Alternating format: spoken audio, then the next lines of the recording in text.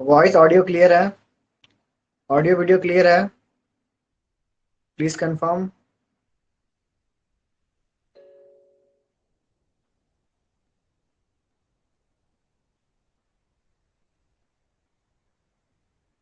Audio and video are clear?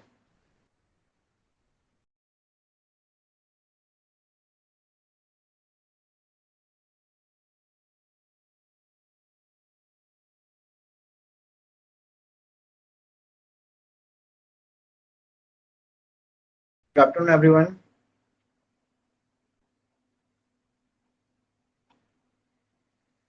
तो हम लोग अब रेगुलर क्लास करेंगे क्योंकि पॉलिटेक्निक का मेरा समय सिलेबस खत्म हो गया, वो लोग को पढ़ा चुके हैं, वो लोग कंप्लीट हो गया है। अब डी टू डी में जो भी चैप्टर बचे हुए हैं स्टार्ट बाय स्टार्ट हम लोग यहाँ से करना स्टार्ट करेंगे। आज स्टार्ट करेंगे बाइनोमियल, फिर नेक्स्ट क्लास में हमारा मैट्रिक्स और डिटर्मिनेंट्स। ठीक है, क्या सीक्वेंस है हम एक बार बता दे रहे हैं, वो सीक्वेंस से आप लोग रिवीजन करना। Determinants, wait a minute.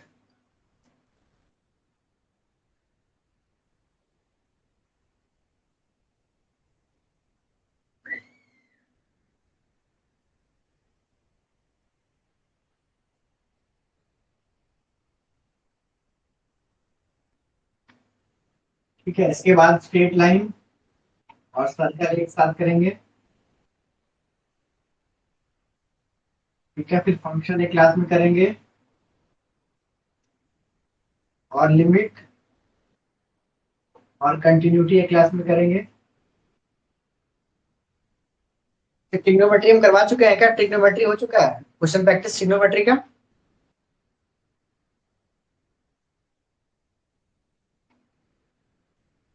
Trigonometry का करवाए हैं क्या, बताओ तो, याद नहीं मुझे। चलो ठीक है। तो ट्रिग्नोमेट्री को एक काम करते हैं, तो यहीं पे डाल देते हैं। ठीक है, यहीं पे ट्रिगो और इनवर्स दोनों एक साथ कर लेंगे। ठीक है, और एक क्लास में अपना हम लोग डिफ्रेंसिएशन करेंगे।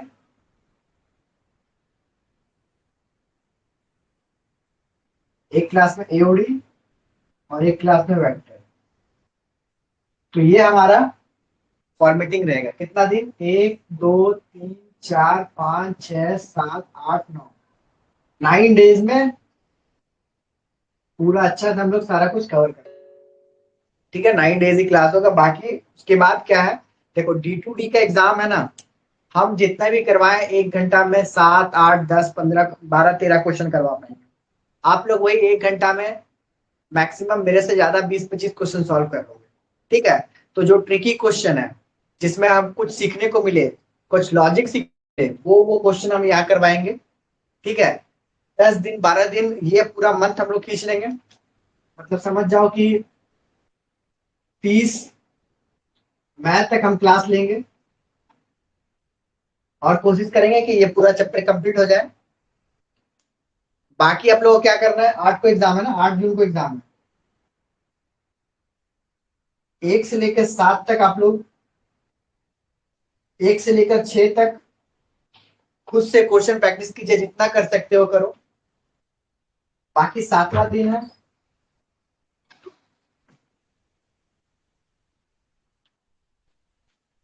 ठीक है, 7वां दिन आप लोग को क्या करना है, सेंटर पहुंचना है 1 दिन पहले और फॉर्मूला रिवाइज करना है। कुछ दिन कुछ नहीं पढ़ना है, बस फॉर्मूला रिवाइज करना है, फिर आराम से जाके एग्जाम दो टेंशन फ्री होके। ठीक है, तो ये हमारा अगला नेक्स्ट कुछ फेज का स्टेप बाय स्टेप रहेगा। चलो,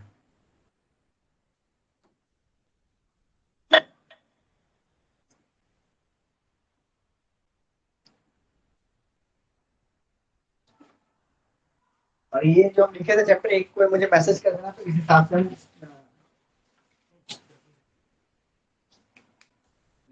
करवाएंगे। लेके कॉल पढ़ा रहे हैं, इसको कॉल करना है, दोनों में रिचार्ज है।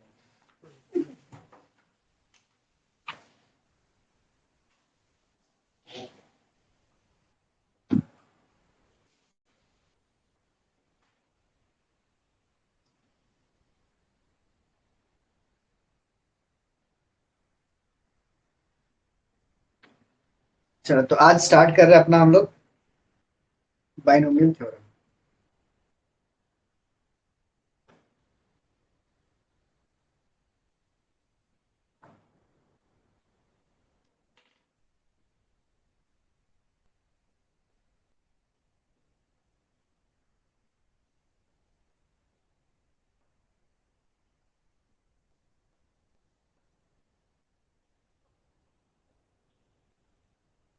ठीक है, बहुत सारा क्वेश्चन आप लोगों को सेंड किए हैं, बहुत सारा क्वेश्चन, इतना मैक्सिमम मतलब कह सकते हो कि इनफ क्वेश्चन आप लोग को सेंड कर चुके हैं, करवा चुके हैं। इससे ज्यादा जरूरत भी नहीं है। बस इससे ज्यादा आप लोग अब क्या करना है, याद रखना है।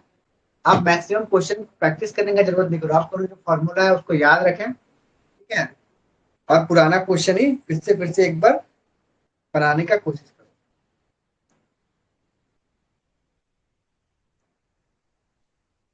चलो, तो पहला क्वेश्चन स्टार्ट करते हैं आज। सॉल्व करेंगे तुम लोग। कोएफिशिएंट ऑफ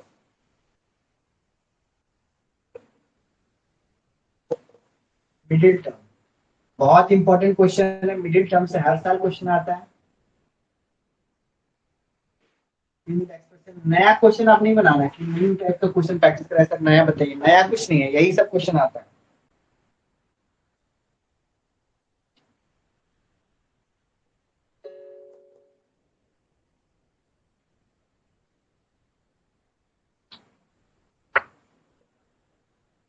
चलो इसका बताओ तो।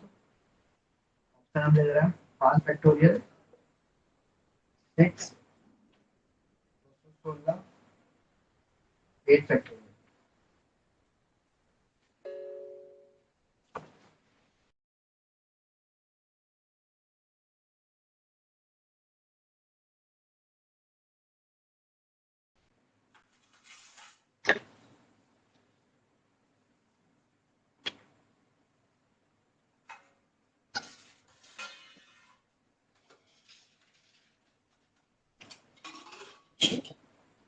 अब आंसर आप लोगों को नहीं आना चाहिए, तुरंत तुरंत सॉल्व करो और आंसर बताओ।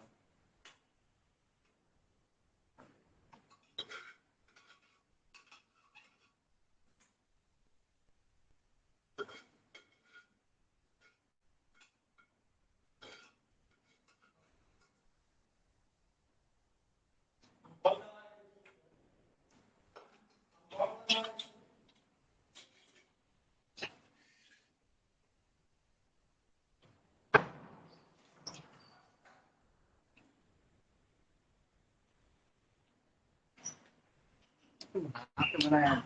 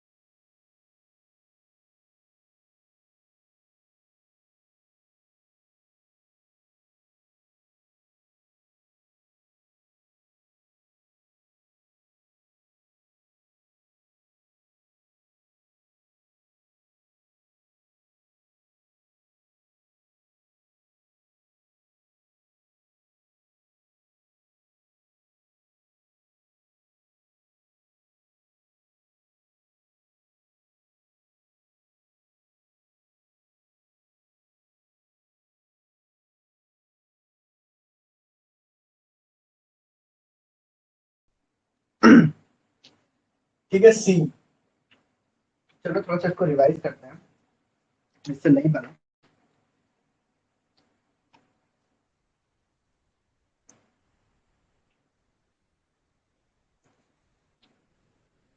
तो देखो, हम बताए थे कि अगर ये 4 है, अगर किसी एक्सपेंशन का कंसेप्ट रिवाइज करते हैं, पावर 4 है, तो टोटल नंबर ऑफ टर्म्स कितना होता है बाबू? n+1। ठीक है, क्योंकि एक जीरो वाला भी आता है, तो n+1, तो 4+1, तो 5 टर्म्स। 5 कौन सा है बाबू? ऑड। ऑड का मिडिल टर्म निकालने के लिए क्या करते हैं हम? ऑड का मिडिल टर्म निकालने के लिए क्या करेंगे, n+1/2, ठीक है, यानी 5+1/2 यानी 6/2 यानी 3, यानी थर्ड टर्म जो मेरा है सर वो मिडिल टर्म होगा, ठीक है। तो थर्ड टर्म कैसे निकालोगे, यानी 0 1 2, ये मेरा निकलेगा थर्ड टर्म, यानी 4C2, है ना, 4C करेक्ट है।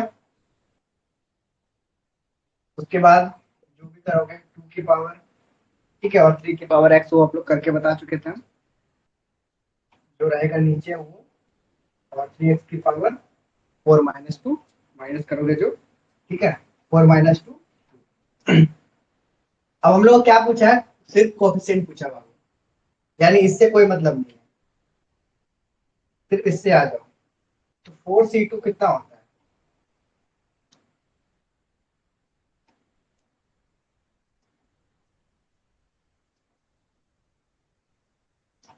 ठीक है, 4C2 जो निकालोगे तुम लोग निकाल लेना, ऑप्शन सी मेरा करेक्ट आंसर है, 216, 216 एक्स स्क्वायर आएगा, 216 मेरा आंसर हो जाएगा, ठीक है। रफ करो, कुछ अच्छा अच्छा और क्वेश्चन कराए थे, देखो बाइनोमियल में मिडिल टर्म वाला क्वेश्चन एक फिक्स रख लो, कोफिशिएंट वाला को फिक्स रख लो, ठीक है, ये सब क्वेश्चन आएगा ही आएगा।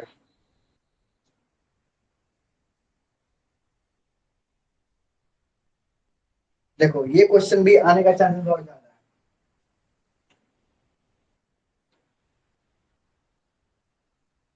लार्जेस्ट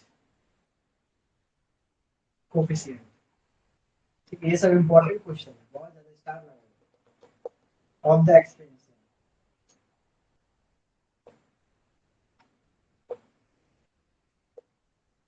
1+x⁻10, ऑप्शन दे देता है 10 फैक्टोरियल, अच्छा ये क्वेश्चन आया प्रीवियस ईयर का क्वेश्चन है ना, चलो ऑप्शन ऑप्शन दे देते हैं, 10 फैक्टोरियल अपॉन 5i का factorial square, 10i upon 5 factorial, ये 10 factorial upon 5 factorial into 4 factorial के स्क्वायर, ठीक है, डी तुम्हारा, चलो डी मान ले लो, इसी में ऑप्शन है,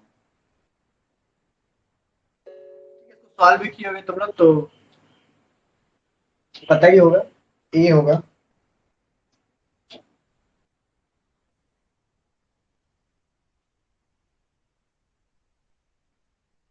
तुम लोग को पता भी होगा कि मान लो 4 से मान लो ये कितना है, 10C0 और 10C10 का वैल्यू तो 1 1 आता है, तो हमेशा कोफिशिएंट जो बड़ा वाला रहेगा ना वो हमेशा मिडिल वाला वैल्यू रहेगा, ठीक है,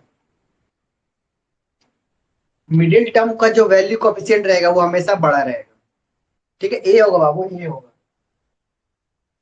तो निकालने के लिए क्या करोगे सर, 10 फिर से 10 आ गया, टोटल टर्म n+1 11, 11 क्या है ऑड, तो n+1/2 यानी 12/2, यानी 6 वाला जो टर्म है उसका कोफिशिएंट मेरा सबसे बड़ा रहेगा, 6 वाला टर्म कैसे निकलेगा, एक कम, यानी 5C, सॉरी 10C5, ये मेरा कोफिशिएंट निकलेगा सबसे बड़ा, ठीक है, अब इसको फैक्टोरियल में तोड़ लो, 10 factorial upon 10 5 factorial into 10-5 into 5 factorial, ठीक है, 10 - 5 फैक्टोरियल,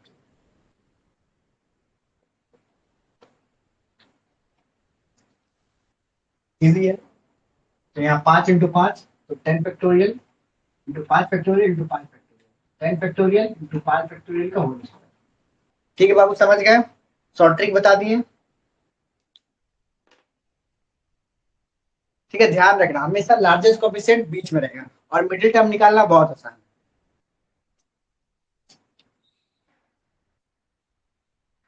ठीक है बाबू, ये क्वेश्चन क्लियर बताओ,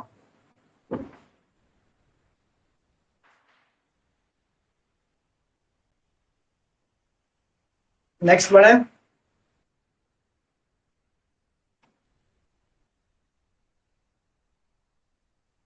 अरे बताओ।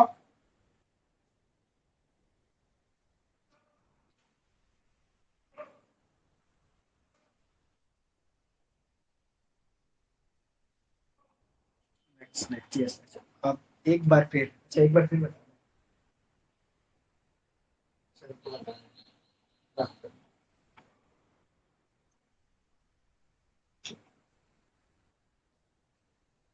अरे ये वाला, अब ये सब क्वेश्चन में कंफ्यूजन मत रखो।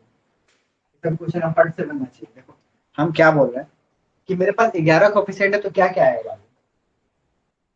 एक आएगा 10C0, 10C1, 10C2, 10C3, 10C2।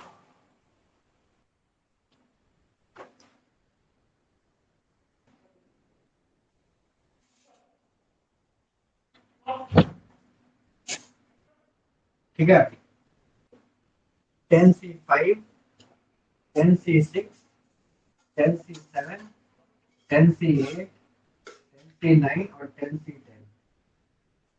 ठीक है, ये सब एक बार तुम जब निकालोगे ये और ये, देखना 1 आएगा। फिर जैसे जैसे 2 में बढ़ोगे, इसका इधर से 2, तो धीरे धीरे वैल्यू इंक्रीज होते रहेगा। इसमें जाओगे, फिर इसमें जाओगे, वैल्यू इंक्रीज होगा, फिर इसमें जाओगे, फिर इसमें जाओगे, वैल्यू इंक्रीज होगा, फिर इसमें जाओगे, फिर इसमें जाओगे, वैल्यू इंक्रीज होगा। तो मेरा कहने का मतलब था, क्वेश्चन बोलेगा कि लार्जेस्ट कोएफिशिएंट किसमें निकलेगा, सबसे ज्यादा किसमें निकलेगा? ध्यान दे रहे हो? मिडिल वाला में। तो हमेशा लार्जेस्ट पूछेगा तो मिडिल टर्म निकाल देना। तो मिडिल टर्म निकालने के लिए क्या करेंगे? बस मिडिल टर्म निकालने के लिए टोटल मेरे पास, अगर टोटल मेरे पास 10 है, तो इसका मिडिल टर्म आएगा 11/2 यानी 6।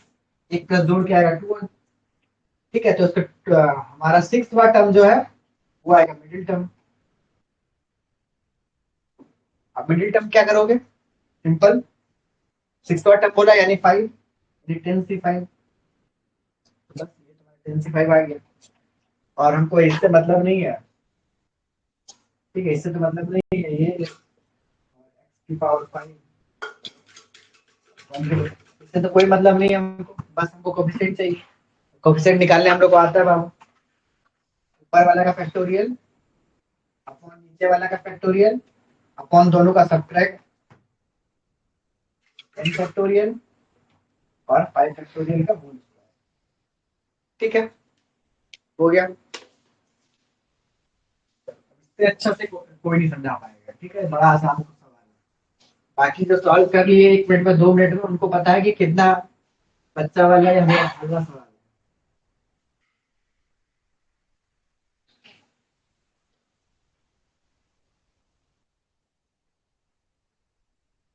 चलो नेक्स्ट क्वेश्चन पे आते हैं, कुछ न्यू क्वेश्चन। क्वेश्चन तो आते हैं।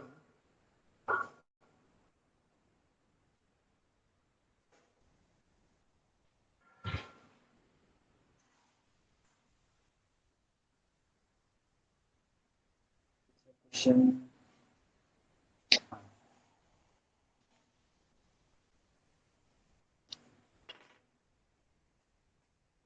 चलो एक क्वेश्चन और डायरेक्टली पूछ लिया कि फोर्थ टर्म निकालवाओ। Fourth term in the expansion,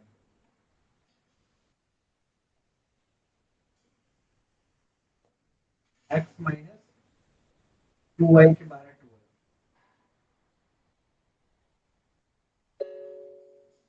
चलो बताओ, तो इसका ऑप्शन नहीं देंगे, इसको सॉल्व करो तो पट से।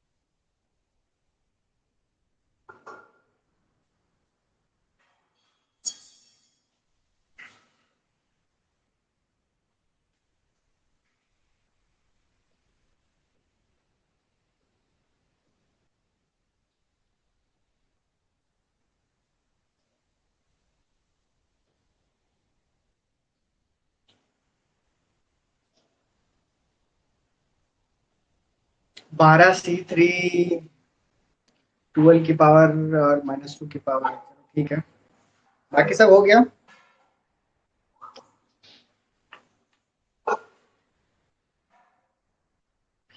चलो बाबू, क्वेश्चन क्या है, x-2y की पावर 12, हमसे पूछा फोर्थ टर्म।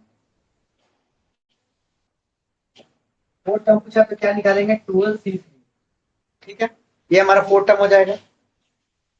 और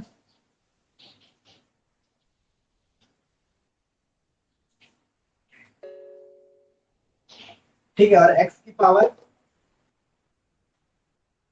12 - 3 9, और 2y की पावर 3, यही करेंगे। बस इसको सॉल्व कर लो अभी, खत्म हो गया।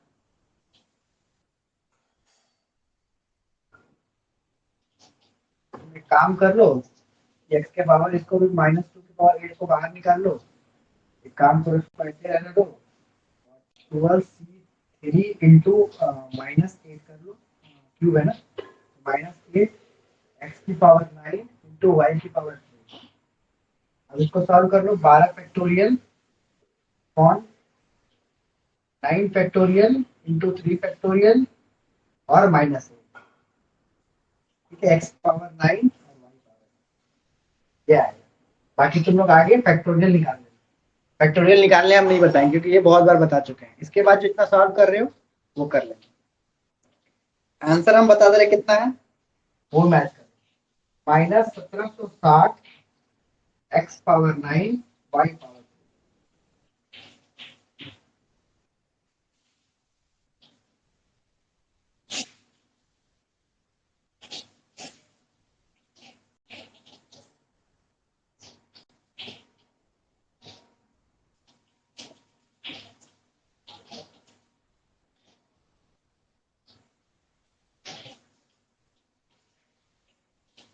इस तरीके से fourth term, fifth term, second term, last term, ठीक है, बहुत सारा क्वेश्चन तुम लोग कर सकते हो।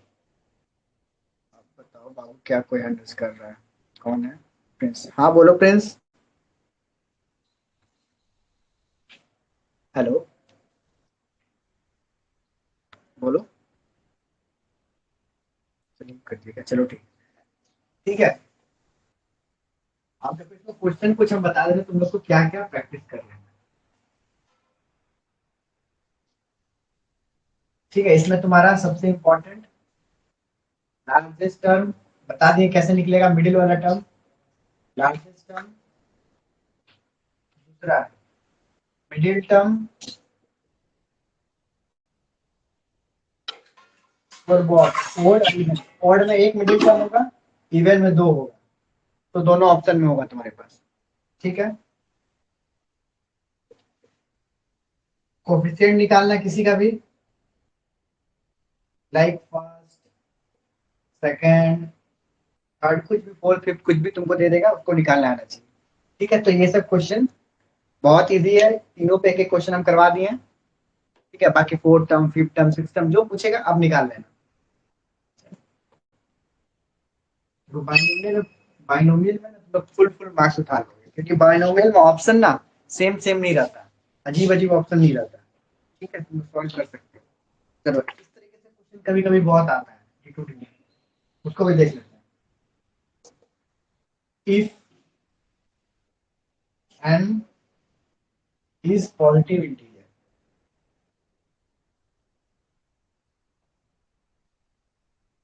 ठीक है बाबू, n is positive integer, then 2 power 3n -7n -1 is divisible by, इस टाइप से बहुत सारा क्वेश्चन आता है, ऑप्शन दे रहे हैं हम साथ, तुम लोग पहले सॉल्व करो, देन हम बताएंगे, ट्राई किए होगे तो अगर सॉल्व करने की कोशिश की तो देखो इसको, फिर बता रहे हैं।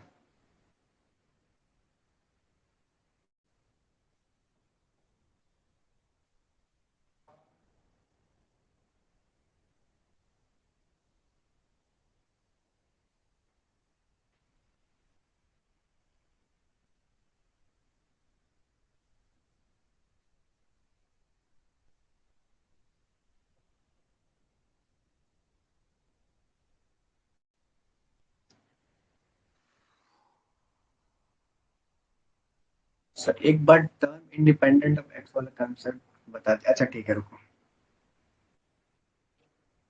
उस तरीके से क्वेश्चन करा देता है, क्लियर हो जाएगा। ये वाला कर लो, देन फिर वो वाला कर।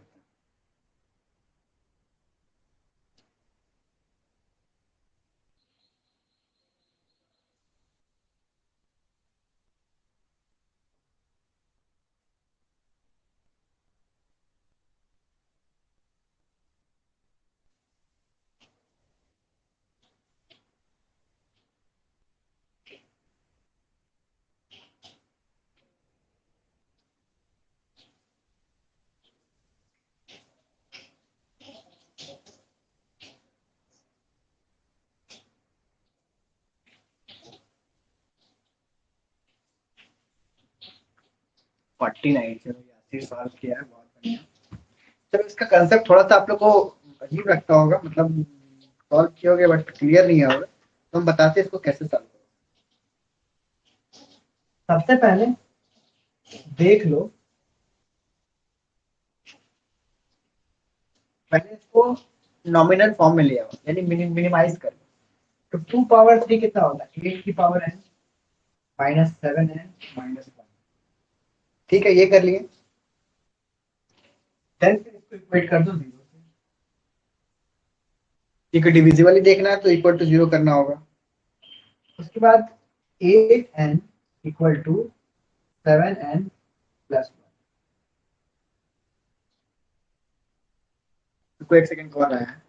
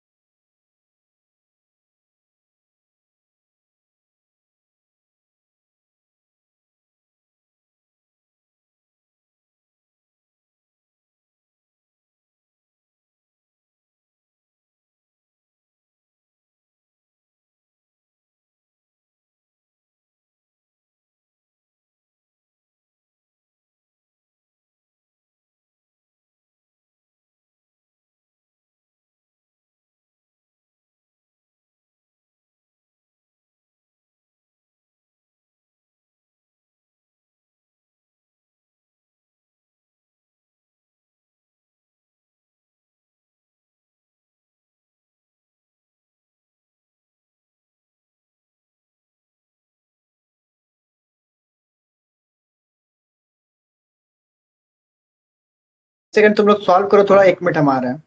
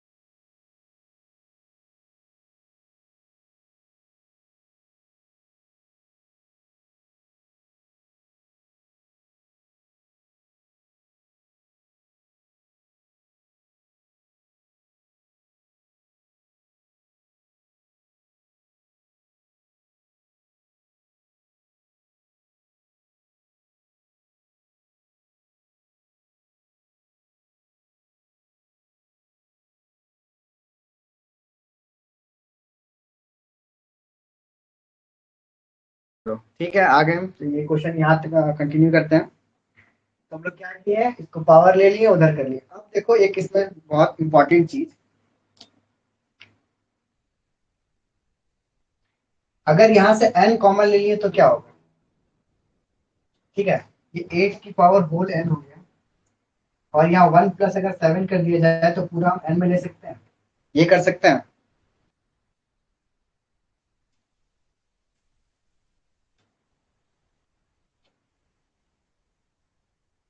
ये स्टेप समझ में आया?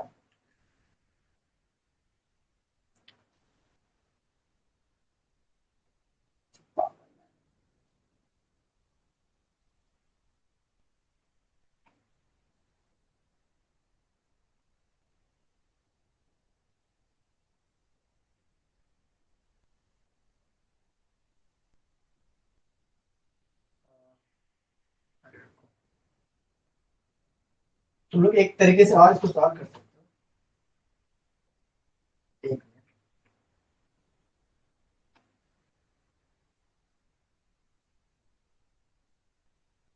तुमको बस ये करना है ना कि इस साइड पावर कैसे हो सकता है मल्टीप्लाई में। सुनो, तुम लोग एक चीज कर सकते हो कि हमको इधर वो चीज लाना है जिसका पावर दोनों साइड सेम हो जाए। ठीक है, जैसे मान लो ये 7 है और इधर 8 आ रहा है, तो इधर 7 है, तो 7 का स्क्वायर कितना होता है? 49। 7। ठीक है, तो जो भी इधर और इधर का पावर हमको सेम करना है, बस वही है। मेरा कहने का मतलब है कि हम जो ये चीज किए थे 8n इक्वल टू 7n+1, तो हमको यहाँ पे इसको पावर में ऐसा तोड़ना है कि ये और ये बराबर हो जाए। बस सिंपल, फिर जो अंडर वाला रहेगा ना उसको स्क्वायर आंसर आएगा। ठीक है, जैसे एक क्वेश्चन और हम समझाना चाह रहे हैं, एक और क्वेश्चन है मेरे पास इस टाइप का, को देखने दो एक मिनट।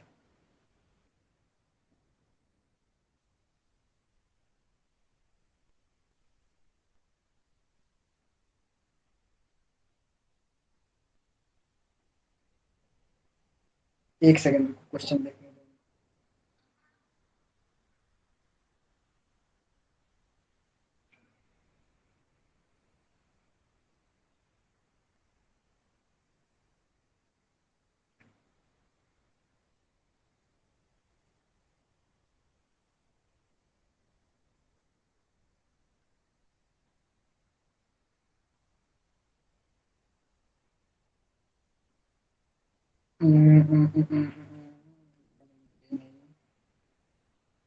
हाँ, एक मिनट बता रहा हूँ, क्वेश्चन दूसरा निकालना तो ये इसी में।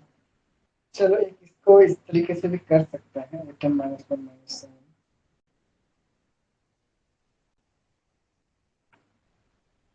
देखो, इस तरीके से नहीं समझ में आया तो ये तरीका है। जैसे मान लो 2 की पावर 3, 8n किए थे हम लोग, उधर भेजे थे 7 है, उधर भेजे थे 7n-1 +1। ठीक है, ये था। तो एक काम करो, इसको स्टेप 1 मान लो। ठीक है, तो 8n को और कोई लिखने का तरीका है क्या? ऐसे नहीं तो ऐसे समझो, 8n का लिखने का कोई तरीका ऐसे लिख सकते हो इसको, 1 + 7 का पावर n, 7 + 8, 8n, एक ही चीज है। अब समझ में आया? इस 8n को ऐसे तोड़ लो, जो भी इधर साइड रहेगा उसको ऐसे तोड़ लो, 1 + 7/8 के पावर। अब ठीक है, इस तरीके से समझ लो।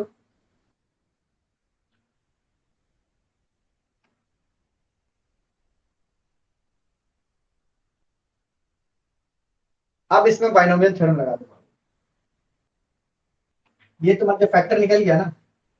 अब इसमें बाइनोमियल थ्योरम लगा दो, क्या आएगा? NC0, फर्स्ट टर्म, 1 की पावर n और 7 की पावर 0। ये हमारा बाइनोमियल फैक्टर लग गया।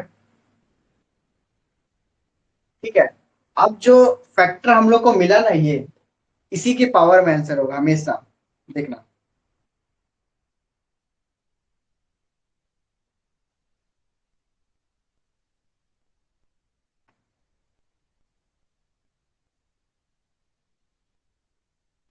ठीक है, जो भी 0 के पावर में मिला तो उसके हमेशा, या जो भी टर्म तोड़ोगे 1+ में तोड़ोगे, 1 के बाद जो आएगा हमेशा देखना उसकी पावर में आंसर मिला, तो 7 × 7 49।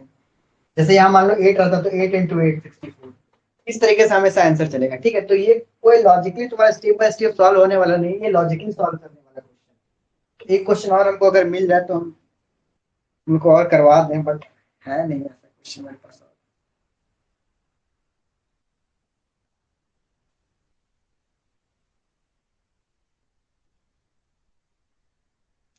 ठीक है, अगर मिलता तो हम लोग को नेक्स्ट क्लास में करवाएंगे, बट अभी मेरे पास ऐसा सवाल है नहीं। एक क्वेश्चन इस तरीके से प्रीवियस ईयर में आया था, उसको सॉल्व करके देखना। ठीक है, इसी तरीके से सॉल्व हो जाएगा। एक टर्म इंडिपेंडेंट ऑफ एक्स वाला क्वेश्चन बोले थे ना, उसको देखते हैं।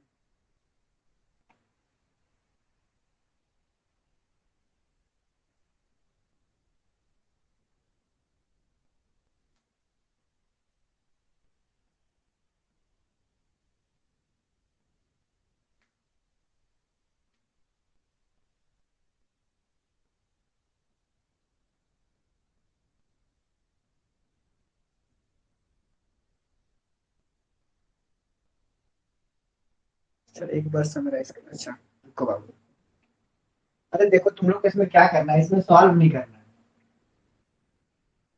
सिंपल, अगर इसमें लॉजिकली सॉल्व करोगे तो इस तरीके से, इसमें सॉल्व नहीं करना, कुछ पेन कॉपी उठा के चेक नहीं करना। बस जो भी इक्वेशन दिया रहेगा उसको पहले क्या करना, नॉर्मलाइज फॉर्म में ले आना। जैसे क्यूब करोगे तो 8 पावर है, ठीक है, 7 है, इक्वेट कर देना जीरो से। हमको बोल रहा है कि ये किससे डिविजिबल होगा। ठीक है, तो डिविजिबल देखने के लिए हम लोग यहाँ क्या करेंगे, हम लोग करेंगे बस जो भी टर्म एन रहेगा ना उसको इधर करके बाकी उधर साइड कर देना। ठीक है, तो +7 है +1। अब जो ये टर्म है इसको हम लोग देखेंगे किससे डिविजिबल हो जाएगा। तो सिंपल यहाँ देखोगे तो 1 + 7 अगर करोगे, ठीक है, तो यहाँ भी एक 7 आ रहा है। तो जो भी टर्म सेम सेम रहेगा ना बस उसका स्क्वायर, यानी 7 × 7 आंसर हो जाएगा। यहाँ पे 8 रहता और यहाँ भी 8 रहता तो 8 × 8। इस तरीके से इसका लॉजिक है। हाँ, इक्वेशन मेन 2 पुट करो तो आ ही जाएगा। ठीक है, तो वही बोला कि 2 पुट कर स्क्वायर के जब भी करोगे तो आंसर आएगा। जैसे मान लो इसी में 2 पुट करके देख लो, 7n + 1 जो तुम्हारा है ये कितना हो गया 64। 2 करोगे तो क्या हो जाएगा 64। 7 × 7 49। 14 + 1 15 कहाँ से आएगा? 2 पुट करोगे तो कैसे आएगा बाबू, यहाँ तो 8 का स्क्वायर 64 हो जाएगा और ये 14 + 1 15 हो जाएगा, कहाँ होगा। ठीक है, वो लॉजिक जो हम बताएं बस वो तुमको लगाना है। दोनों साइड सेम सेम आ जाएगा, बस उसका स्क्वायर कर देना, वही सेम आंसर होगा। ठीक है, तो एक टर्म कोफिशिएंट ऑफ एक्स वाला, बाकी जो एक है तुम्हारा क्वेश्चन वो देख लेना। वैसे कभी आया नहीं, बट अगर आएगा तो जो भी दिखेगा तुमको उसका स्क्वायर कर देना बस। यही इसका लॉजिक है, और इसका कुछ स्टेप बाय स्टेप ऐसा कुछ मेथड नहीं है इसको सॉल्व किया जाए। और हमारा एक टर्म इंडिपेंडेंट ऑफ एक्स वाला बोले वो भी इंपॉर्टेंट क्वेश्चन है, चलो उसको भी देख लेते हैं। जैसे मेरे पास क्वेश्चन है,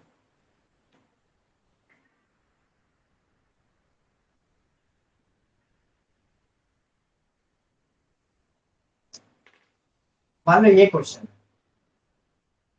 2x² + 1/x होल पावर 9। ठीक है, find the term independent of x. तो इसमें क्या कंसेप्ट बताया था बाबू, बताओ तो। याद है किसी को जो मेरा क्लास किया था, टर्म इंडिपेंडेंट ऑफ एक्स कैसे निकालने बताए थे।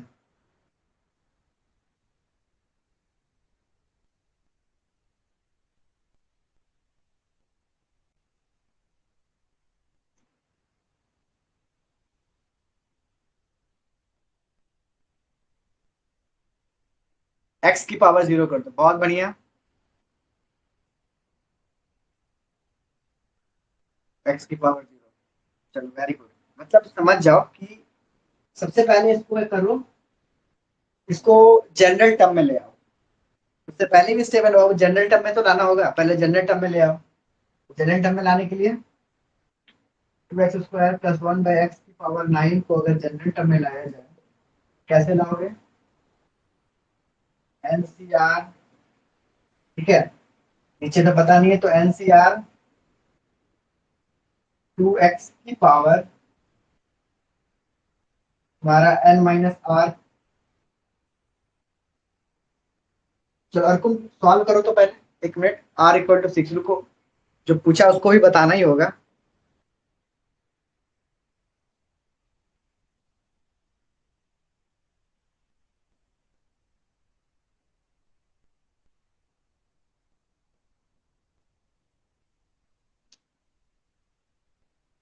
ठीक है, तो सबसे पहले एनसीआर हमारा बाहर कर दो बाबू। चलो, या एनसीआर 9 CR को बाहर कर दो। उसके बाद देखो यहाँ पे दो दो टर्म है, एक हमारा कांस्टेंट टर्म है, एक हमारा वेरिएबल टर्म है। ठीक है, तो 2 की पावर, दोनों को -n - r करोगे।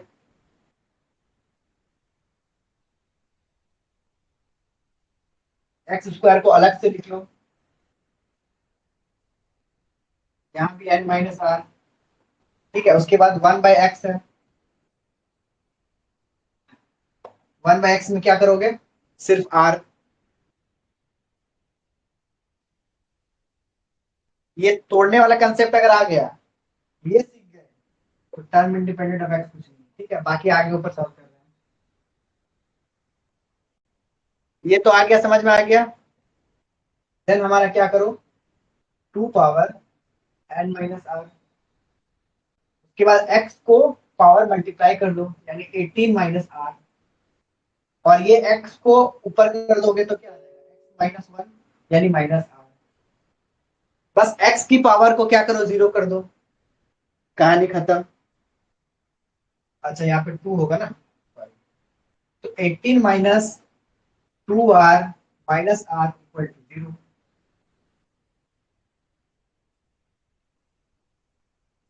अब यहाँ से r की वैल्यू निकालो, 18 - 3r = 0। उधर करो, उसको उधर करो, तो r = 6×3 = 18, यानी 6। r के वैल्यू 6।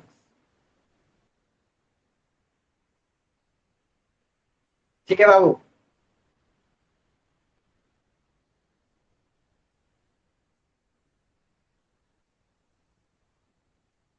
r की वैल्यू 6, यानी कौन सा टर्म निकालना है बताओ। इसी में अगर पूछ रहे हैं हम कि r की वैल्यू 6, तो ये कौन सा टर्म है।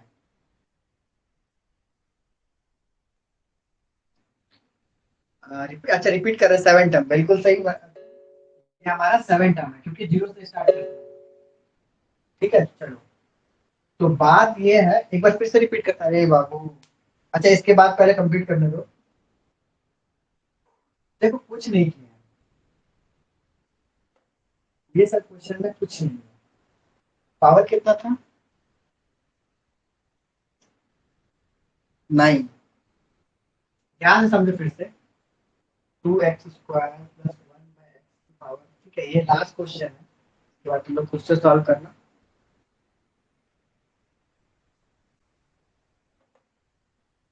तो इसमें बाबू पूछा है टर्म इंडिपेंडेंट ऑफ एक्स। इसका कंसेप्ट क्या है, एक्स की पावर को 0 कर दो। ठीक है, एक्स की पावर जो भी है, find independent of x. Question क्या है बाबू, √x + √x। चलो, इसके क्वेश्चन से फिर से एक बार ट्राई करते हैं। ठीक है, ये वाला क्वेश्चन हटाते हैं। √x, उसके बाद क्या है, +1/x पावर 10। यही क्वेश्चन है शिवम, यही क्वेश्चन है, सेम क्वेश्चन है। एक बार कंफर्म कर दो हमको, यही क्वेश्चन है।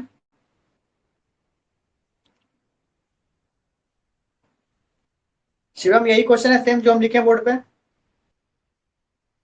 चलो, ठीक है। तो बाबू, अगर रूट से डर लग रहा है ना, तो रूट का पावर 1/2 ले लो, सिंपल, कहानी खत्म करो।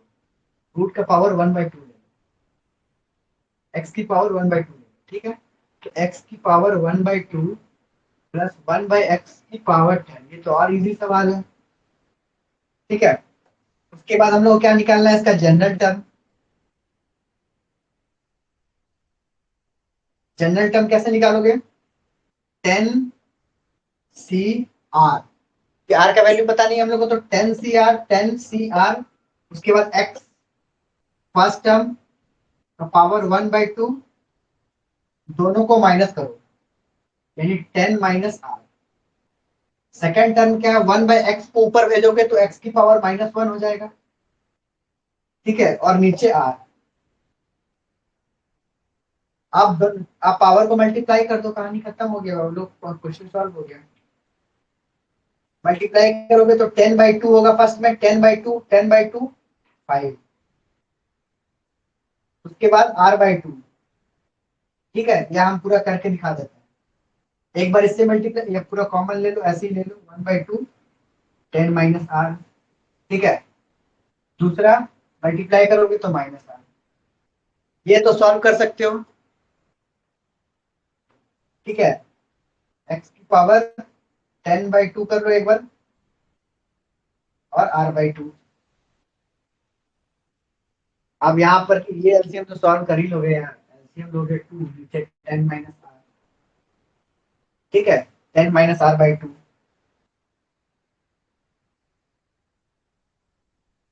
और यहाँ पर x की पावर -R। अब क्या है कंसेप्ट, x की पावर को जीरो कर दो, यानी जो भी x की पावर है उसको जीरो कर दो। ठीक है, ये क्या है बाबू, 10 - R/2 -R इक्वल टू 0।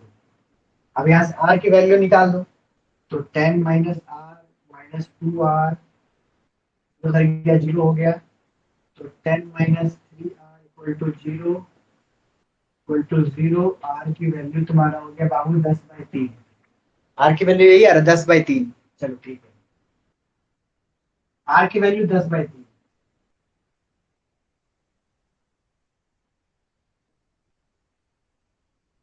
ठीक है, शिवम समझ गए।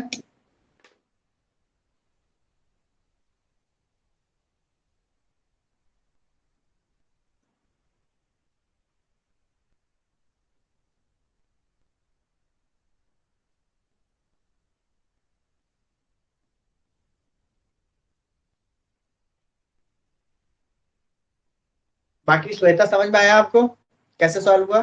श्वेता ही पूछे ना, समझ में आ गया श्वेता?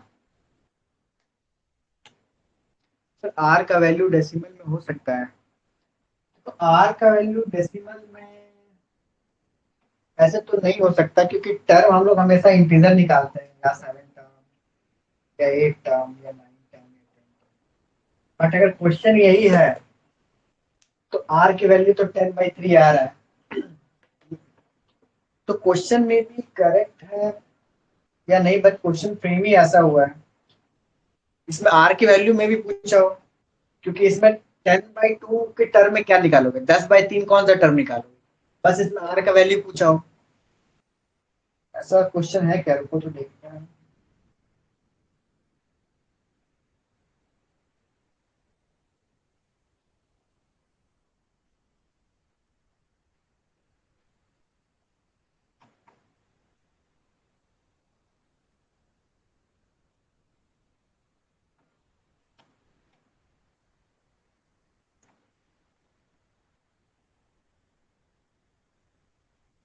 क्योंकि इस तरीके से क्वेश्चन देखें, x - 1/x⁻10 क्वेश्चन होता है, √x वही ना सर, क्वेश्चन मिस्टेक।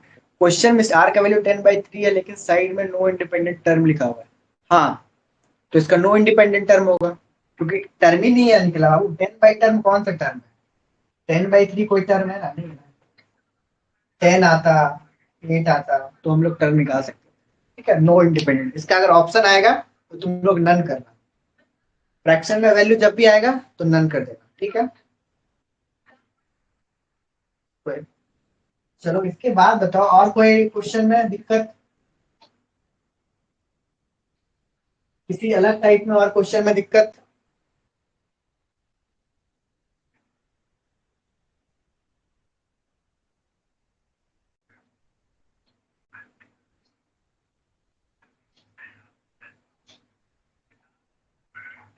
चलो इसी में तो इसी टाइप का क्वेश्चन आएगा, हाँ बस यही, सम ऑफ कोफिशिएंट। अच्छा, एक एक क्वेश्चन है, sum of the coefficient of the expansion. अरे बाबू, ये सब कितना आसान आसान सवाल पूछ रहे हैं। 1 - x⁶ को हमको क्या करना है, सम ऑफ कोफिशिएंट करना है।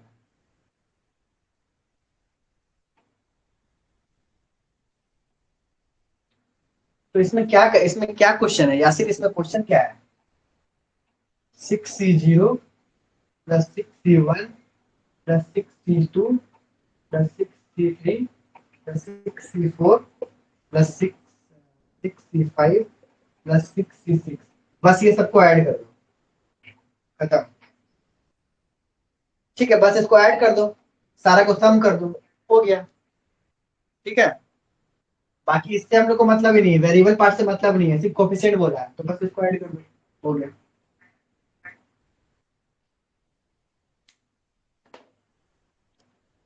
तो हम ही टर्म इंडिपेंडेंट ऑफ एक्स से एक क्वेश्चन देते हैं, तुम लोग सॉल्व करो। Coefficient of x power 4 1 plus x is 55 है। अच्छा, चलो इस पे भी क्वेश्चन कर लेते हैं। इससे पहले इसको बताते हैं, पहले इससे पहले तुम एक क्वेश्चन सॉल्व करो, पूरा कंप्लीटली सॉल्व करके आंसर बताओ कितना आ रहा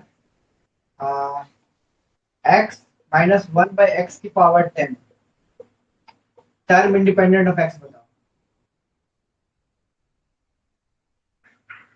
टर्म इंडिपेंडेंट ऑफ एक्स बताओ। तब तक हम शिवम का क्वेश्चन देख रहे हैं, कोएफिशिएंट ऑफ एक्स पावर 4, ठीक है, इन एक्सपेंशन इज 540, फाइंड ए। चलो ये अच्छा क्वेश्चन है, इस तरीके से क्वेश्चन आ सकता है, तो इसको हम बता रहे हैं, पहले ये सॉल्व करो तो।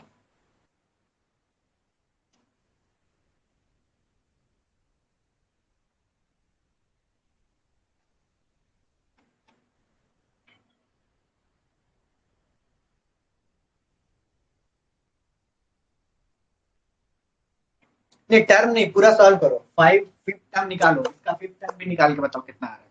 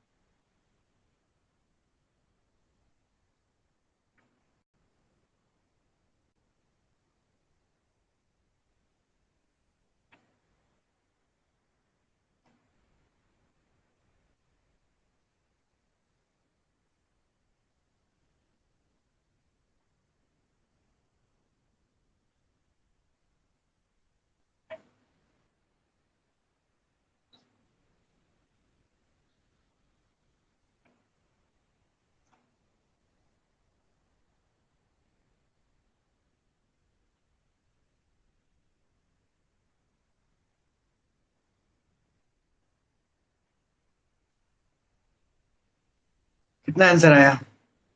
252। चलो ठीक है, 252 सही है। Find the coefficient of x power 7 in the expansion. अरे बाबू,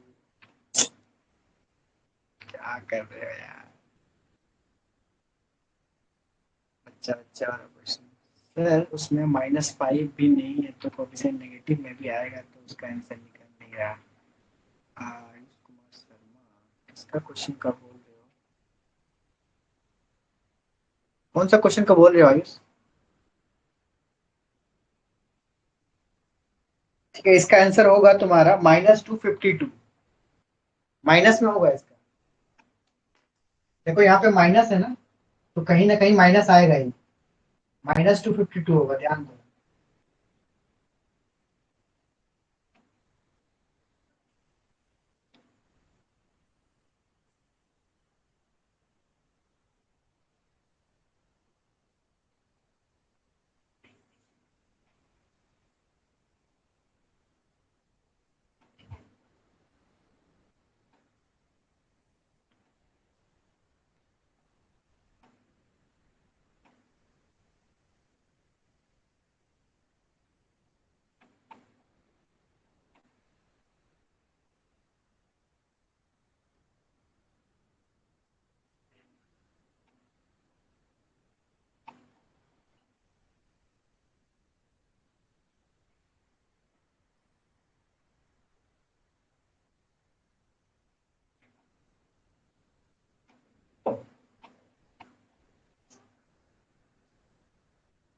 पहले एक क्वेश्चन करवाए तो एक्स का वैल्यू ही आंसर निकला, सर इंडिपेंडेंट ऑफ एक्स पूछा।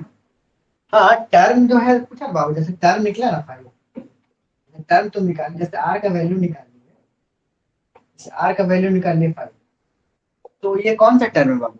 आर का वैल्यू 5 यानी कौन सा टर्म? Six term. ठीक है, तो r प्लस वन होता है ना term, r plus one term होता है, तो निकाल लो ना, 6 टर्म कैसे निकालोगे? 10c5 से निकलेगा ना, 10c5x की पावर 10 माइनस 5, 5, और ये माइनस जो भी है तुम्हारा माइनस 1/x की पावर 5, ठीक है, और इसको x में करोगे तो ये तुम्हारा पूरा आंसर बताना। ऑप्शन में देखना कहीं कहीं ये पूरा ऑप्शन लिखा हुआ रहेगा, ठीक है, कहीं कहीं देखना ये रहेगा, कहीं कहीं r का वैल्यू रहेगा कौन सा टर्म, कहीं कहीं डायरेक्टली टर्म पूछ लेगा कौन सा टर्म। तो क्वेश्चनर के पास देखो बाइनोमियल थ्योरम में क्वेश्चन लिमिटेड ही है, बट उसके पास तरीका है कि वो क्या पूछे, कहीं आर पूछ लेगा, कहीं कौन सा टर्म पूछ लेगा, कहीं बोलेगा पूरा सॉल्व करके दिखा दो, ठीक है। बस ऑप्शन वो लोग चेंज करेगा क्योंकि पता है बच्चा लोगों को सॉल्व करना आता है, तो ऑप्शन में थोड़ा कंफ्यूजिंग करें कि गलत हो। तो एक ऊपर में एक साहिल या कौन पता नहीं एक अच्छा क्वेश्चन पूछा, चल तो उसको सॉल्व किया जाए थोड़ा, फिर आयुष का क्वेश्चन पे आते हैं। देखो ये क्वेश्चन बहुत अच्छा है, थोड़ा एडवांस लेवल का क्वेश्चन है, जेई लेवल तक का क्वेश्चन है। Coefficient of x power in, ये लास्ट क्वेश्चन है, इसके बाद तुम लोग ax की पावर 7, फिर एक आयुष का क्वेश्चन है जिसका इसका क्वेश्चन है पूछते जाते हैं, अगर आर का वैल्यू पूछेगा तो नेगेटिव साइन से आर का वैल्यू शो करेंगे। देखो अगर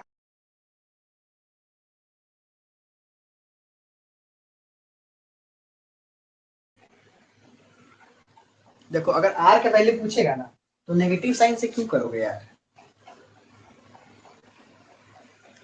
आर तुम्हारा जो निकला ना, आर जैसे कुछ भी निकला, मान लो 6 निकला, आर 7 निकला, तो डायरेक्ट वही हो जाएगा मेरा आर का वैल्यू। इसमें आर का वैल्यू 252 क्यों आ रहा है?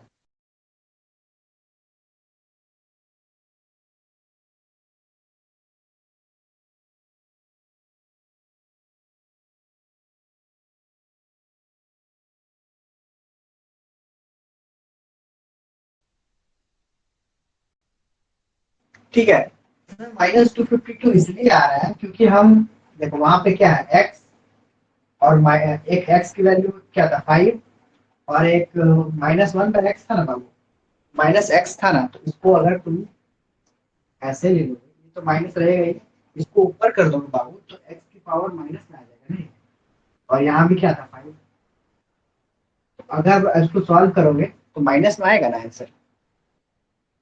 अब हो गया होगा क्लियर, इसीलिए -252 कर दो। पूरा सॉल्व कर दें क्या उसको? अब आ जाएगा, आ गया होगा देखो, अब देखो आ गया होगा।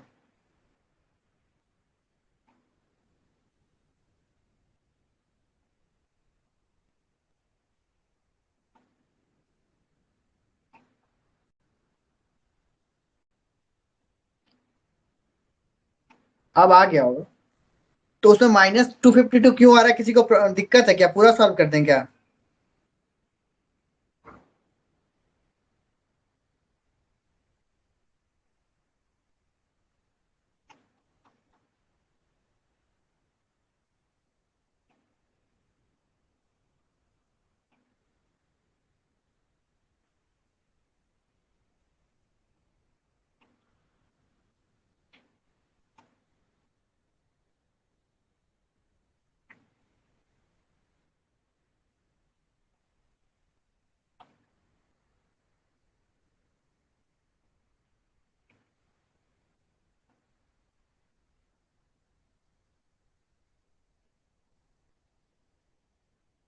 समझ गए ना, चलो ठीक है,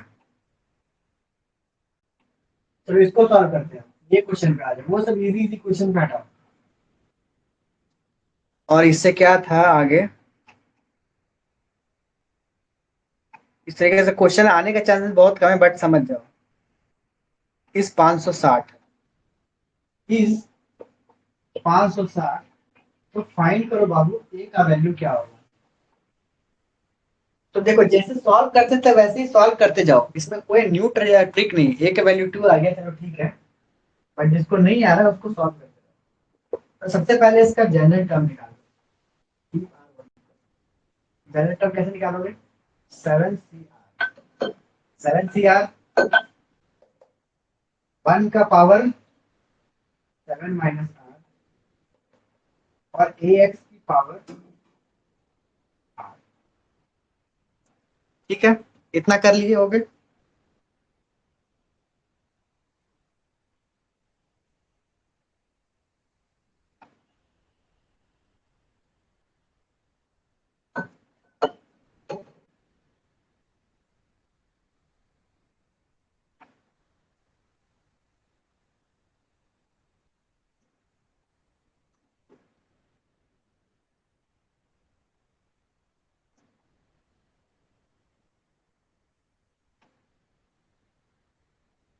तो x पावर 4 पूछा क्या? अरे चलो ठीक है, जनरल टर्म निकाल लिए, कोई दिक्कत नहीं, हमारा जनरल टर्म हो गया। अब इसने पूछा x पावर 4 कौन सा टर्म है? तो x पावर 4 अगर निकालना तो ऐसे कर सकते हो क्या? 7C4 आ जाएगा। 7C4 करोगे तो क्या आएगा? 1 की पावर 7 - 4 और ax की पावर 4। ठीक है, तो 7C4 1 का क्यूब करोगे तो 1 ही रहेगा। a power 4 x power 4। समझ गए? आप देखो बाबू, ये पूरा टर्म मेरा x पावर 4 का कोफिशिएंट है, यानी 7C4 और a पावर 4 हमको किसके बराबर दिया है? 560। यहाँ से a की वैल्यू निकालना है, निकाल लोगे आप?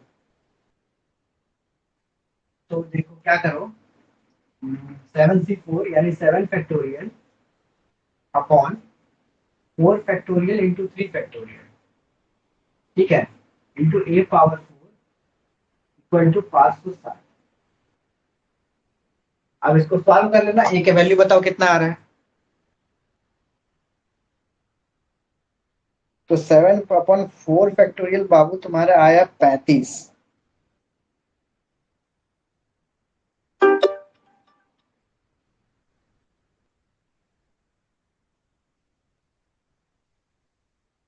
ठीक है, ये तुम्हारा आ रहा है 35।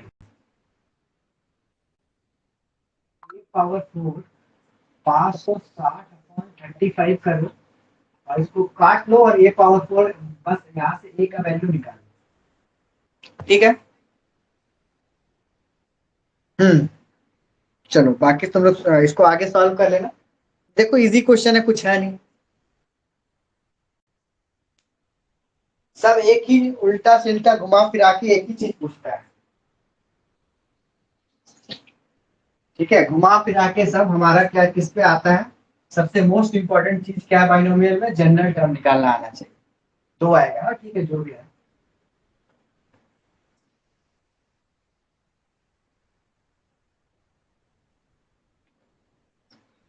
तो बाइनोमियल हो गया कंप्लीट। किस टाइप का क्वेश्चन आने वाला है और कैसे करना है सॉल्व? जनरल टर्म कैसे निकालेंगे? मिडिल टर्म, लार्जेस्ट कोफिशिएंट, बीच का coefficient, term independent of x. a power 4 equal to 16, फिर a पावर 4 बराबर 16 आ रहा है क्या? a पावर 4 बराबर 16 आ रहा है। a पावर 4 के पावर 4 16 आता है।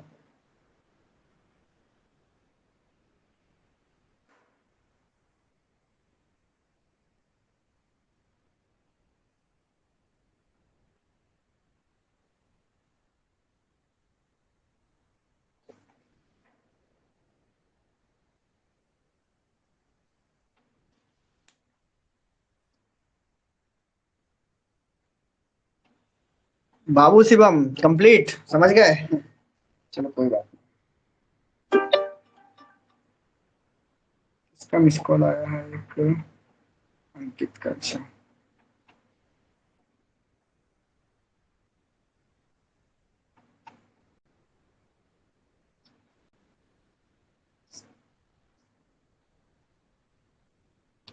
चलो ठीक है, तो हो गया, चलो क्लियर।